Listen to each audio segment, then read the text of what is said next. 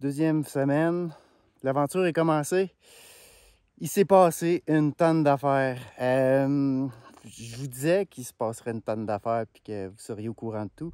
Ben, peut-être pas de tout, mais en fait, c'est que je me suis rendu compte qu'en une journée, il s'en passe assez pour vous en parler pendant une heure. Mais je vais quand même faire un petit résumé parce que là, l'aventure, elle est vraiment commencée.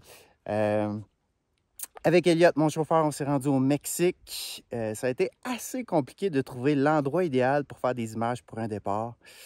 On s'est rendu sur le bord de l'océan. On a resté pris dans une dune de sable. Après ça, moi, il fallait que je fasse les premiers 100 km au Mexique.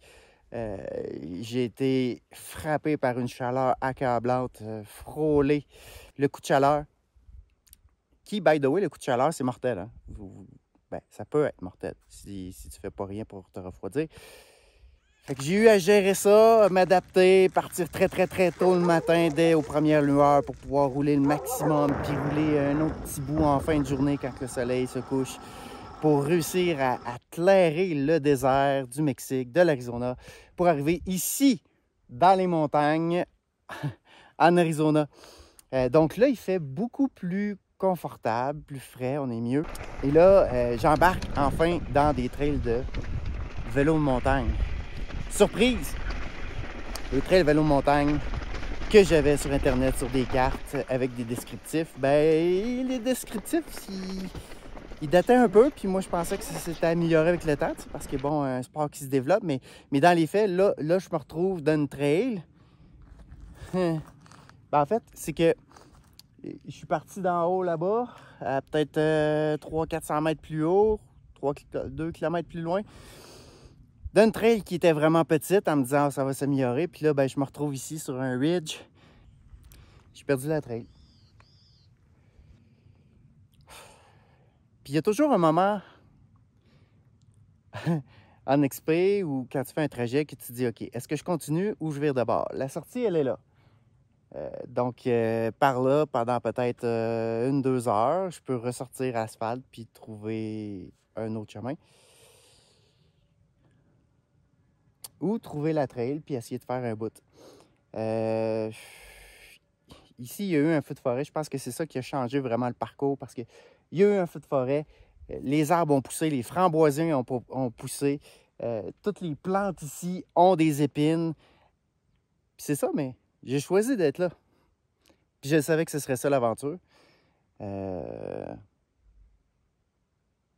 suis content de vivre cette aventure-là. Je ne sais pas comment cette journée-là va se terminer. Toi, tu vas savoir à la fin de vidéo. Moi, je vais savoir dans quelques heures. Là, pour l'instant, je cherche le chemin. Puis, en fait, si je peux te donner un outil que moi, j'utilise pour réaliser mes aventures, puis là, je sais, tu vas me dire, ouais, mais Fred, on a vu tes conférences, là, on connaît l'antidote.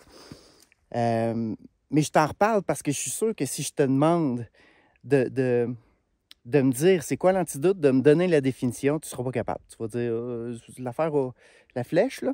Fait que je te le redis parce que c'est important. C'est ça que j'ai pour toi, moi. J'ai cet outil-là, c'est ce qui m'aide. Puis là, voici une situation pour l'appliquer. Je suis perdu, je ne sais pas où est-ce que je suis, où est-ce qu'elle est la trail à travers tout ça, mais je vais la trouver. Quand ça ne va pas dans la vie, c'est parce que tu penses trop loin dans le futur. Il faut que tu te ramènes dans le moment présent. Parce que c'est là que tu as du pouvoir, c'est là que tu peux changer les choses, puis c'est là que tu peux régler les problèmes. Fait que je vais prendre le temps de m'hydrater, de me reposer, de manger un peu. Puis l'antidote, en fait, c'est la fameuse flèche. Pour les nouveaux, là, parce que j'imagine qu'il y a des nouveaux chez vous, là, c'est l'heure d'avoir des projets et de les diviser en petites étapes simples pour les rendre facilement réalisables. Quand ça ne va pas, c'est parce que tu penses trop au futur. Il faut que tu ramènes dans le moment présent parce que c'est là que tu as du pouvoir. Bon, moi, si je me ramène dans le moment présent, ici maintenant, qu'est-ce que je fais?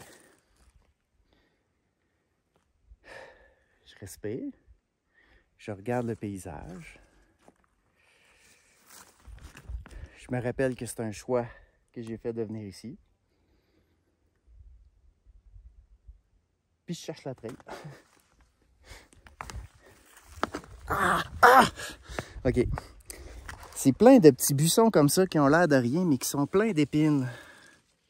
Ça. Puis ça, ben, ça me coupe la peau. Imagine, je commence ma journée. Ça va bien. Fait que je vais faire attention aux buissons.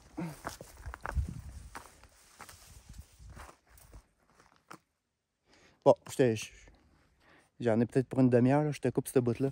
Je te reviens quand je l'ai trouvé. Quand j'ai mangé, j'ai bu. Parce que des fois, le prochain pas, c'est pas d'aller de l'avant. Le prochain pas, c'est de s'occuper de soi. Fait que je vais m'occuper de moi, chercher la trail, trouver la trail. Puis je crois que quand je vais arriver dans les arbres plus bas, ça va être beaucoup plus facile de suivre la trail. Fait que le pire va être en arrière. Voilà. Hey, puis je t'ai-tu parlé de l'orage que j'ai eu à Tucson? Qu'est-ce qui s'est passé d'autre? Ah, on a rencontré des Américains qui nous ont fait tirer du gun. Puis, un paquet d'affaires. Je te reviens, là, regarde, je trouve ma trail. Je t'avais dit que je te reviendrais, ben c'est ça. Finalement, ça a été la journée la plus difficile de toute le trip. Puis, by the way, je te présente Elliot. Salut la gang. La trail est devenue de plus en plus difficile. Il y avait des up and down. J'ai manqué d'eau. La chaîne de mon vélo a cassé 3 fois. Fait que je suis vraiment toasté au moment où l'on se parle. Puis là, il y a une femme qui s'appelle Carla qui a dit « Hey, j'ai vu ton truck, je t'ai lu sur Instagram, puis tu disais que tu voulais une douche. » Ben, elle dit « Moi, j'ai une douche. » Fait qu'elle dit « Voulez-vous une douche, les gars? » Je sais pas si tu le sais, là, mais une douche, là, pour nous autres, là, c'est le bonheur. C'est comme ça qu'a fini la journée.